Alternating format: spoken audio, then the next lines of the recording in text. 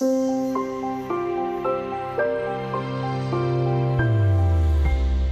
people treat their financial advisor like an order taker. They go to them with preset ideas about what they want, and the advisor's role, as they see it, is to carry out their instructions. But it shouldn't be like that at all. You need your advisor to challenge you, to ask you searching questions. Chris Budd used to run a financial planning business.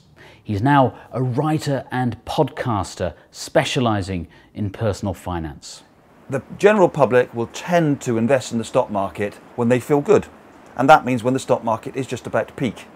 And they tend to get out when they panic from emotional decisions, i.e. when it's at the bottom. And everybody has seen this happen all the time. You only need to look at the inflows and outflows in the stock market to have that proven. Self-limiting beliefs is the phrase that we use for this. It's beliefs that we have that are not actually true, or not necessarily true, because beliefs are not the same as truths. And that's a great phrase that I come back to all the time. Beliefs are not truths. So you might have somebody that will come to see you that doesn't like the stock market, is risk averse, because they went in once at the top and it went down, and therefore they think it's not for them. So what we need to do as financial planners is we need to help those clients to overcome some of those self-limiting beliefs. In fact, to be aware of them first of all. A helpful way of looking at it is that a financial advisor is like a sports coach. They're absolutely on your side, and that sometimes might mean being tough with you.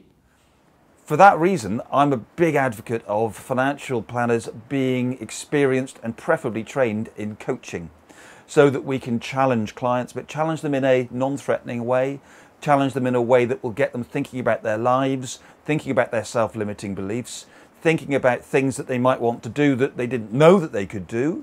Things like permission. Permission's a fascinating subject. Permission to be happy.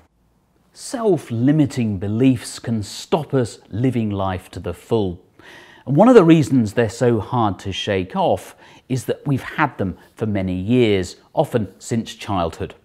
We have a client who we were trying to get to spend some money. Again, a lot of financial planners will have this experience. It's hard to get people to spend money when they've got it. So this particular lady, we were getting very excited about golf. She likes her golf. So we were trying to organise a trip to the Ryder Cup for them. And it was going to cost quite a lot of money, VIP, really fancy, you know. And she said, no, I can't do that. My dad wouldn't like it.